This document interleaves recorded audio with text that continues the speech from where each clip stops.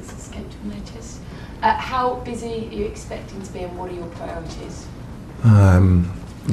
Priorities is to make the squad as strong as possible for the rest of the season. That's always the priority of every manager. I've been around long enough to know that things can change very, very quickly in the January market. I know the guys are working really, really hard to stay on top of things in terms of information, in terms of what's out there, in terms of who's interested in our players. Things change very quickly, and it's about us just being prepared for any development. Making it better, your squad. I don't expect you to answer any names, but in terms of priority positions, you have been linked with centre half. Is that? It's a possibility, but it's a possibility when it's January. That area you're looking to strengthen? Every area. I look to strengthen. And my job in the transfer market, along with the guys, is to make the squad in every area as strong as it can possibly be. That's not me trying to duck your question in a smart way. Sound like it, but you know. No, it's important. Things come up, certain players come up you don't expect to come up, and that can strengthen you, whether that's a wide player, whether it's a striker, whether it's a defender. If we see something, I know the guys are willing to do it, that is going to improve the team. I don't want to bring in players for the sake of bringing in players. I want to bring in players that we have a real confidence affect the impact and impact the team. Then we'll look at it. So there's a possibility it could be busy, is that what you're saying? There's a possibility it could be busy. There's a possibility it could be quiet. Right, okay. What about in terms of outgoings? So we know that Sterling is no longer at the club. Obviously, Disassi was part of that so-called bomb squad as well. What's the progress on him? Are you expecting him to move on? Because he's, clearly we understand that there is a deal to take him away. Yeah, for Axel, I'm delighted. I don't like the term bomb squad. I don't like it. They're players, they're human beings. So for me, he's been very, very good in training. He's trained with us. I think every player wants the opportunity to go and play football. That's why they do it. So if anything comes up for Axel that's interesting for him and his career, then we'll look at it. Is it close? Is he close to going? Not at the moment. Not at the moment. And in terms of some of your younger players, I mean, you've seen the benefit of Strasbourg of having those players on loan to sort of find their feet elsewhere. So we've got sort of Ajimpong, George, and maybe Gu. Any of those guys that haven't played an awful lot under you, are you looking at maybe sending those out on loan? Because I guess. No, it does. You look at each player in individual. As an individual, what's right for their career. So Mark, he's at the moment, Liam and Zhao are playing really, really well, but we need cover in that area of the pitch, and Mark was fantastic for me against Arsenal.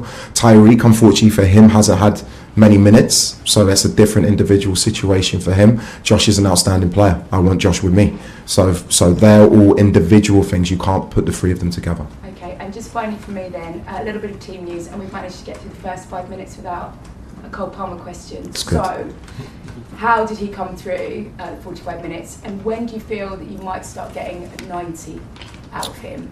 Well, I think how he came through with 2 assists and an outstanding performance. But I mean afterwards, in terms of reaction to injury, whether or not he's absolutely fine. Go again, and can you start getting 90 out of him? Because I'm sure that's what he wants. That's what he wants. That's what I want. But yeah, he's available to start tomorrow.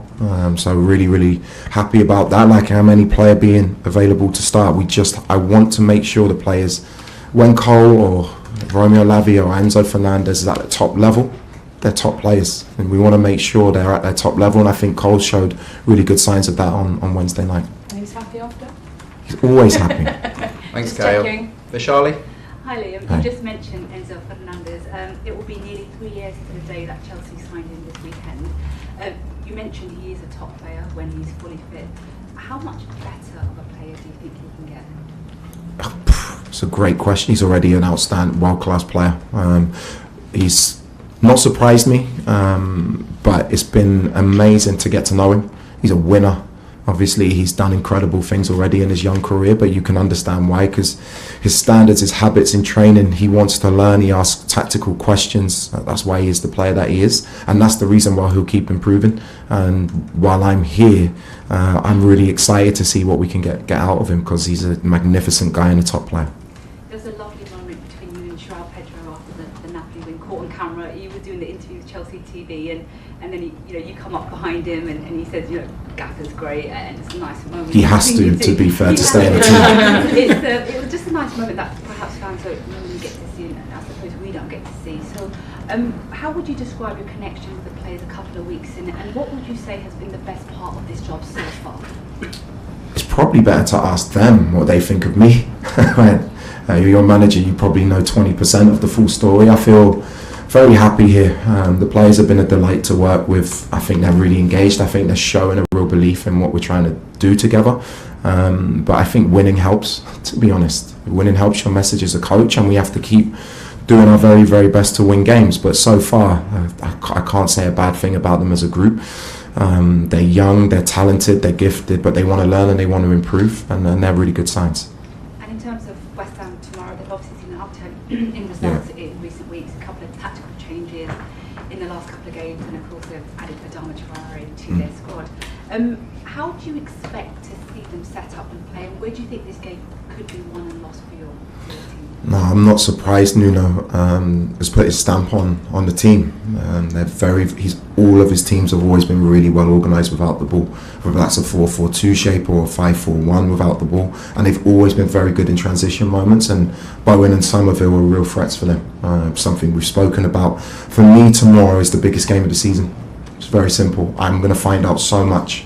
We're in a good place. If you want to be a consistent winning team, these are the games where you have to step forward and not be complacent after an away win in Italy to come back 3 days later. I want to see the consistency levels of the groups. That's why for me this is a massive mark of where we're really at.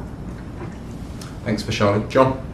On Cole Palmer, you said about João Pedro, he's been in your office 3 or 4 times, he's sick of talking to you. Does that kind of approach work with someone like Cole Palmer, or is it horses for courses and you maybe try something else with him, or has he been in with you as well? No, he's been in a few times. I haven't got time. I've got to get to know the players. I've got to get to know them, what makes them tick. Each player is an individual, as a human being, their personality traits, what they need. Some players need a lot of attention, other players need leaving alone. I understand that. Whether it's João or Cole or Enzo or Moy or Reece, I try and treat them for who they are and try and get the best out of each individual, and hopefully that can happen for Cole. The win in Naples was obviously a massive win for the players, for the club, but how important was it for you and what you're trying to do here? I was asked that question Wednesday night. It's not about how important it is for me, it's how important it is for the club. But this club is, isn't it? Because the profile of the manager is so high here, especially when you first come in. So surely it is about you as well? I'm part of a team, I'm part of a club, I'm part of an organisation. I don't walk away from the game in Naples going, oh, that was massive for me. That's not what it's about. It was massive that we got through. I don't see life in that way. It's not, we need to keep winning games of football, that's done. My focus is now on West Ham. It's not about a statement win or what people say outside of the club about me. Doesn't make any difference. I want to win each game that we play, or what people think, and the way you make people like you is to win. And just a final one on the transfers. How does it work? Do you go to the sporting directors and say, I'd like this, this and this? Or do they come to you and say, we suggest this, this and this?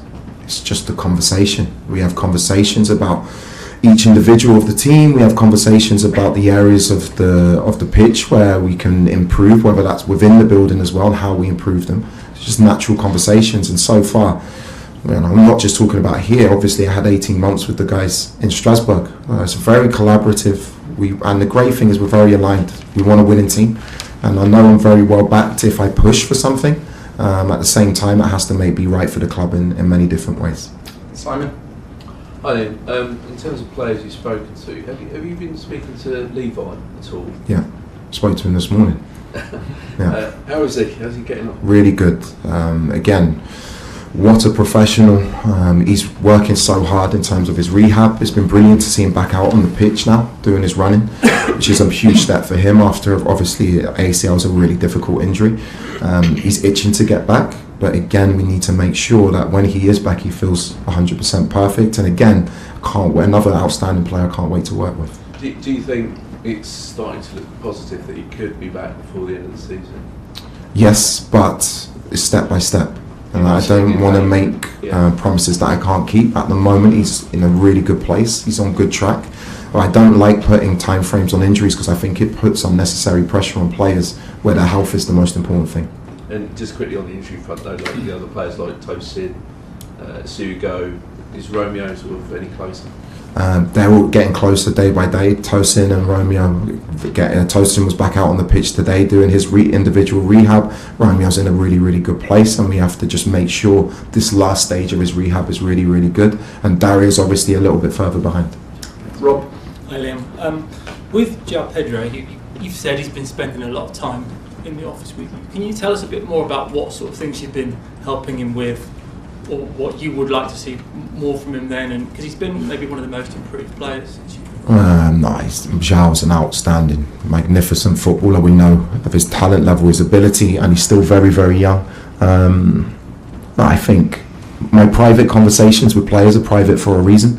What I want to see, not just from João but from the team, I just want to see maximal intensity in the team. I want to see a team that runs, a team that's together, where all 11 players are back defending, where all 11 players are attacking as a unit. You have to be fit and you have to press to be in my team. And I think for João, the goals he's scoring is because he's working so hard without the ball, and his positions he's picking up because he's working hard without the ball allow him to receive the ball in the areas he wants to. And I think he's been, his performance against Napoli was incredible. I mean, the club's been looking for that sort of 20-25 goal a season striker for a long time, not quite cracked the case.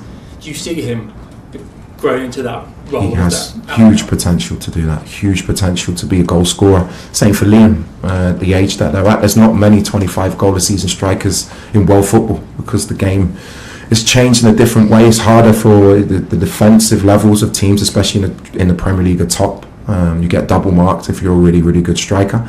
But João and Liam have the potential to be consistent goal scorers for sure. And we'll finish this section with Martin. Hi Liam.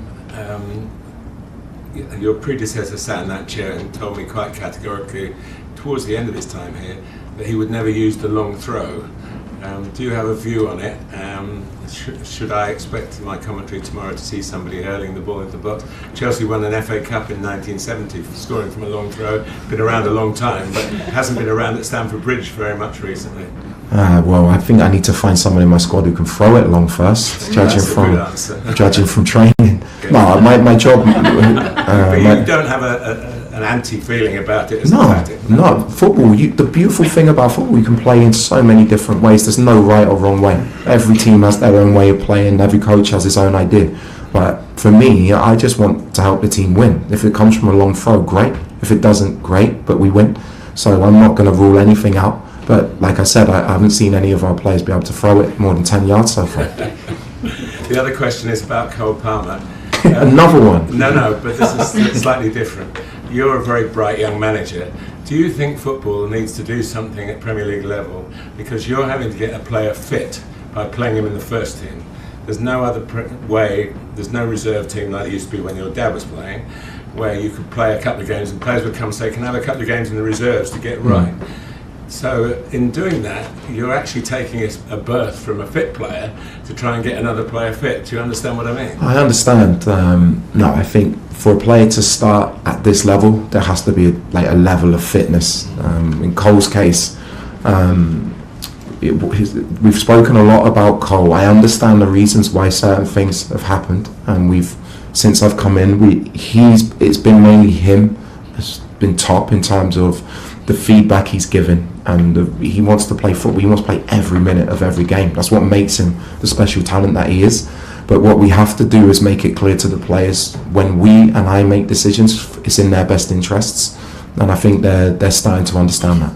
But in your best interest, does that actually affect another player who would be better to be used? I mean, Cole did wonderfully in the week, so that's my job. My job is to pick the team and and the subs as well on the bench. My job is to win in each moment and give the team the best chance of winning each game.